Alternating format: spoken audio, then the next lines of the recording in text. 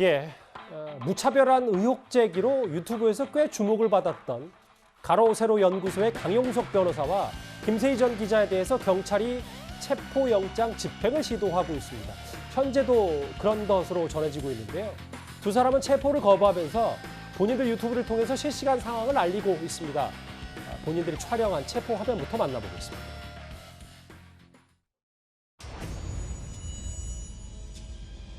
헐.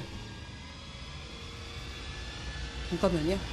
지금 강남경찰서에서 강용석 변호사님하고 김세희 대표 체포영장 받아서 지금 체포하러 경찰들이 10명씩 왔대요. 지금 비상이네요.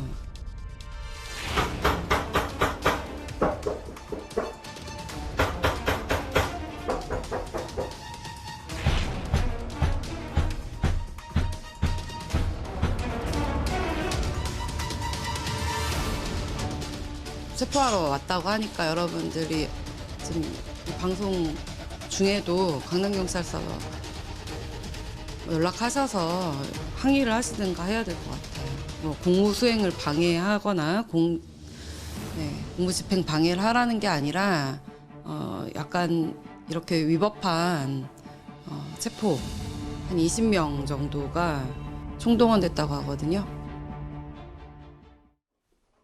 저희는 있는 그대로 상황만 한번 보겠습니다.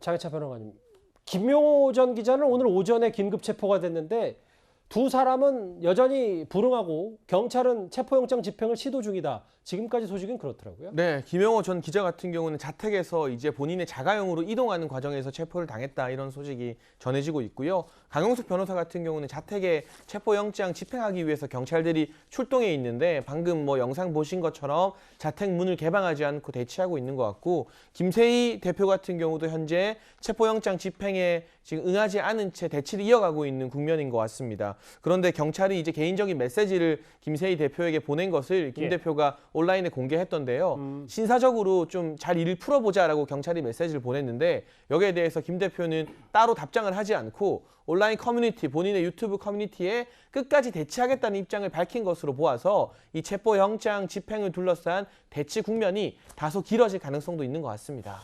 경찰이 그냥 체포영장을 집행하지는 않았을 텐데요. 서 변호사님, 이유가 뭡니까? 경찰이 명예훼손 얘기가 좀 나오더라고요. 예. 근데 이제 자막에요. 저 긴급 체포는 아니고요. 긴급 체포 요건이 아니고 이거는 체포영장에 의한 체포. 예. 요건이 전혀 틀립니다. 아하. 긴급 체포는 이게 중대 범죄일 때 예. 하는 거고요. 그러면 이제 그 혐의는 뭐냐? 혐의는 이제 그 조국 교수나 그다음에 이인영 장관이 있죠. 그 자제분과 관련한 명예훼손 고발이고요. 근데 이제 그 출석 요구를 한 3-4번 했는데 출석에 불응하니까 체포영장을 발부받아 집행하는 거고요. 근데 문제는 가로세로 연구소에서는 뭐 우리가 이게 그 증거를 인멸하겠는가 아니면 이게 도주를 하겠는가 이렇게 항변하잖아요. 근데 그건 잘못된 거예요. 그거는 이제 도주 우려나 증거 인멸은 구속영장의 요건이고요. 체포영장은 요건이 2개만 있으면 돼요. 체포영장은 이제 그 형사소송법 200조에 보면 범죄를 범했다는 상당한 이유가 있고요. 그 다음에 두 번째는 정당한 이유 없이 출석에 불응하면 체포영장은 됩니다. 근데 명예훼손도 일단 이게 그 상당한 이유는 있는 거고, 그리고 이제 그 정당한 이유 없이 불응을 했잖아요. 자료는 냈지만 그 점에서 이게 체포영장은 제가 보기에 적법하게 발부된 겁니다. 이걸 이게 그 저항하면 안 되고 저는 수사에 협조해야 된다. 이래 봅니다. 이승훈 변호사님, 뭐 강용석 변호사가 그 법을 모를 리가 없고, 근데 이들은 어쨌든 명예훼손 혐의에 대해서 다음 혐의를 볼까요? 경찰의 과도한 공권력 집행이다. 그래서 계속해서 강용석 변호사도 불응하고 있는 것으로 그래서 지금 전해지고 있는 거거든요. 과도한 권권력 사용이 아니라 과도한 기본권을 남용하는 거죠. 자신의 기본권을 과도하게 사용하는 것이라고 보여지고요. 실제 뭐 경찰에서 고소를 했으면 경찰은 조사할 수밖에 없는 거고 소환 통보를 했는데 수차례 거부하면서 오히려 체포영장을 발부하도록 유도하는 어떤 행위라고 보여질 수도 있거든요. 그런 측면에서 보면 법원이 발부한 체포영장을 집행하는 것까지도 거부를 하고 이를 마치 유튜브 방송에 활용하는 것, 상업적으로 이용하는 것 굉장히 부적절한 행동으로 보여지고 실제 과거에도 강용석 변호사는 한 번 정도 체포를 받아서 조사받고 나온 적이 있어요. 그럼에도 불구하고 또 계속적으로 이런 행동을 하고 있고 최근에 김용호 기자 같은 경우도 유튜브 방송에서 펑펑 울면서 자신이 어느덧 괴물이 됐다 이런 표현을 하고 방송을 중단하기도 했었거든요. 그런 측면에서 강용석 기자라든가 김세희 기자를 통해서 정말 많은 또 다른 명예훼손의 피해자들이 양산되고 있다는 측면에서 수사에 적극 협조하는 것이 바람직하지 않을까 싶습니다. 예, 가로세로 연구소의 체포영장 집행 얘기까지 오늘 오후에 있었던 움직이는 소식까지 만나봤습니다. 그러면 지금까지 들어온 여러분들의 목소리를 만나볼까요? 첫 번째 댓글 한번 보겠습니다. 왜 고발장이라고 하나요? 고발도 안 됐는데 괴문서 아닌가요? 고발 사주 의혹에 대해서 이런 의견을 주셨어요. 예. 괜히 식물총장이냐? 능력이 안 되니까 식물총장 된 건 아닌가요? 윤 전 총장 비판하신 분도 있고요.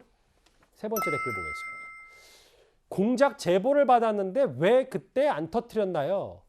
이해찬 전 대표가 이런 주장을 하는 거에 대해서 반박하신 것 같고요. 네, 또 보겠습니다.